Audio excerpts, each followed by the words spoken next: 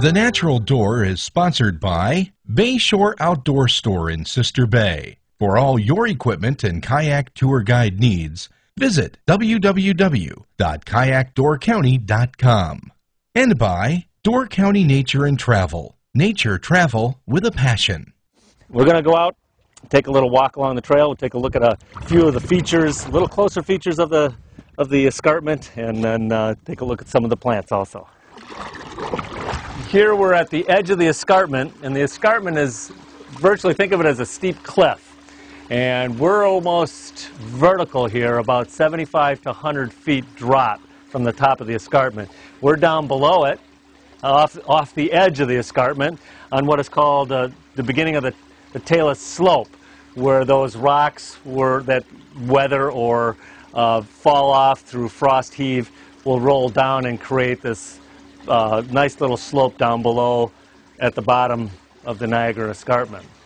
This year is the Year of the Escarpment, 2010, as proclaimed by the state of Wisconsin, in celebration of this unique feature that we have in the state. If we were to look at this feature throughout the Midwest, there's about a 650-mile edge or escarpment that meanders throughout the upper Midwest, all the way down into parts of eastern Wisconsin, and all the way over into Niagara, New York, creating Niagara Falls. Here's a nice example of what's commonly called sea caves, and you know, if this was just a fracture or if it just cracked off, we would see really harsh angles, you know, like this. But if you look inside the cave and you look along the edges, you'll see once again that it's been smoothed out. You know, look at this rock in here. I know you can't see me. Anyways, this is all smoothed out, and water does that. I mean, either the glacier did it, which, you know, it's been a long time since the glacier was here, which did carve a lot of Door County. In fact, this Niagara Escarpment was like a dividing factor for the glacier. When the glacier came, it actually split it up into a Green Bay lobe and a Michigan lobe.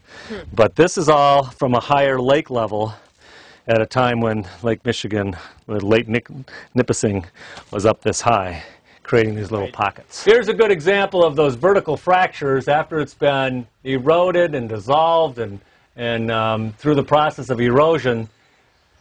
And I can feel it's a little bit cooler standing in here versus being on the outside. Also, these sea caves were not created by the current Lake Michigan. These sea caves were created by a lake that was here about 5,000 or 6,000 years ago, and pounding upon the Niagara Escarpment and taking out chunks of rock and also dissolving some of this incredible bedrock and creating these features found along this edge of the Niagara Escarpment. So Door County is covered, or is bedrock?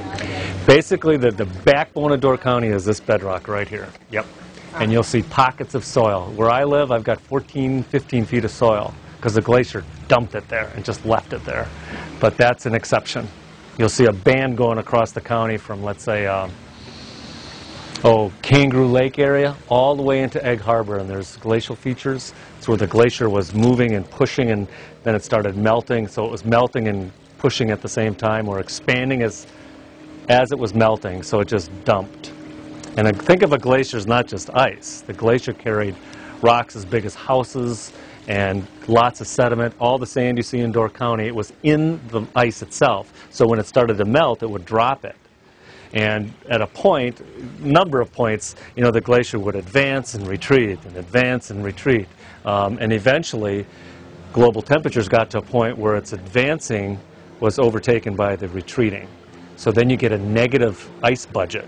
So you start to see the glacier still moving, but it's melting faster. So it's slowly moving north, even though it's still developing. It's like growing, but it's melting faster than it was growing. And then we see the glaciers recede all the way north, and what we get today. We're still seeing glaciers melt at a much more rate. You know, and that's the issue. It's like global warming started, you know, over 10,000 years ago. People forget that. But we're heating things up at an accelerated rate that things can't adapt. You know, it's insects, plants. They're not going to be able to adapt. And that's the concern, big concern. And look at those cedars coming out. They're on the vertical, you know, they're looking at the vertical face, and they're almost coming out. They're not vertical in a sense, they're almost horizontal, coming out towards the light. And that's just one of the adaptive features. Same with these trees. Look at these cedars. You know, this one's growing down. Yeah. Down and out, I guess, is what it is. Very harsh conditions, but they're doing pretty good.